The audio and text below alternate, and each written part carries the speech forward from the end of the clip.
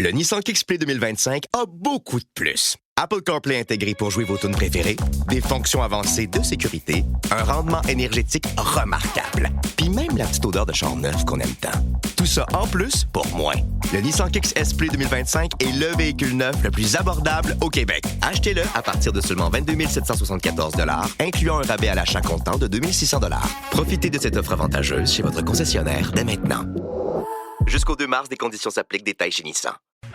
All right, everybody, we're talking about restaurant reservations and should you have to pay up if you're a no-show. Listen to this text message I just got.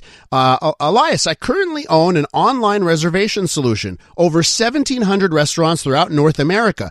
Quebec is the only territory where my clients cannot charge a deposit for a no-show. So that's the deal. Restaurateurs in Quebec want the rules changed. The government says, listen, just be more respectful. That's the guidance from the government to you to be more respectful and cancel those reservations. I have a couple of restaurant owners on deck. Let me get to those fantastic people first, and then the phone lines will be open for you at 790-0800. Ted Dranias is the owner of Petros, and he's on the line, the fabulous Greek restaurants. I was there a couple of weeks ago at the Westmount location. Ted, thanks for coming on. My pleasure, Elias. I heard that, and I was driving, and I pulled over because it happened to us last Saturday. 64 reservations canceling before, 3 o'clock. Thankfully, the Westmount stores were very busy, so automatically it repacked itself. Yeah. But, a lot of my other stores take a beating when it's like that, like on Laurier. If you don't fill them in, then you end up losing. So Ted, let me ask you this. And these are people who are they not showing up and not telling you, or do they cancel just because it's so easy on the apps, people cancel before? I would go as far as saying 50-50. Uh-huh. The elderly, beautiful Jewish clientele and the people that have in Westmount that are very respectful will always call us and tell us, we can't make it. But a lot of the people just don't bother doing it. It's not fair. I think, going back, I've been in this business for 38 years. I used to have a restaurant with music, live music, back in the late 80s in Laval. I never had this problem. People would, call us or we're not coming.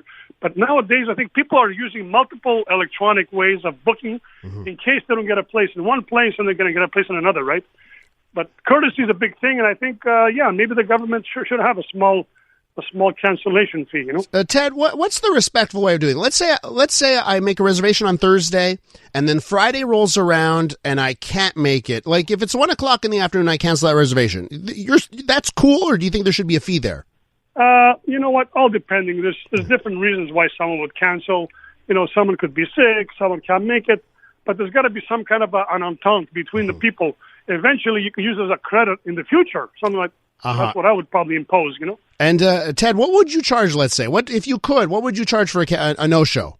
You know what? At least cover half the cost per average check. So I would say maybe $25. So if you don't show, at least the establishment, because the establishment has to staff. Yeah, you have to bring in the proper amount of waiters. You have to have the proper amount of kitchen staff.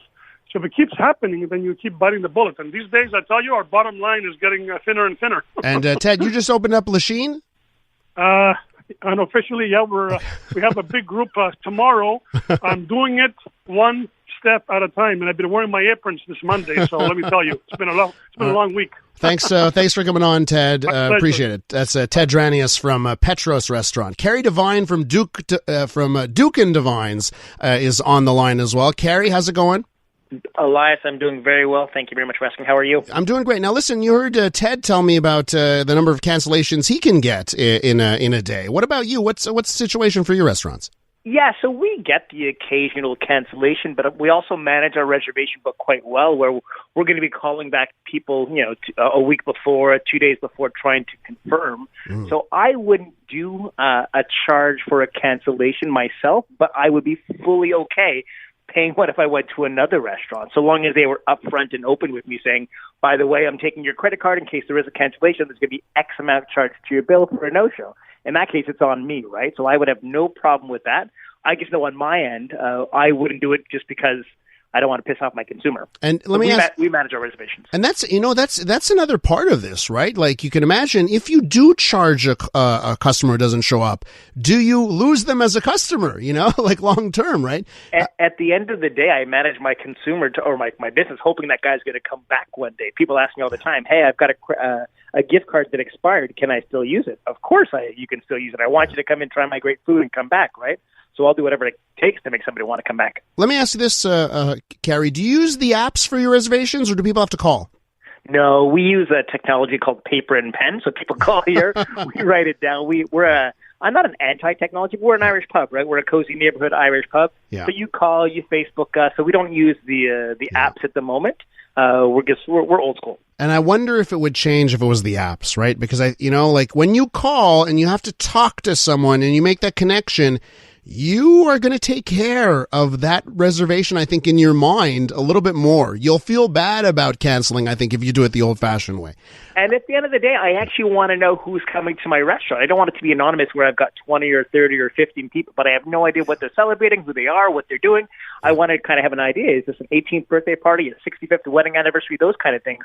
They influence how I take the group and where I sit them and that kind of stuff. Cary, thanks so much for hopping on the line with us this morning. Appreciate it. My pleasure, Elias. Take care.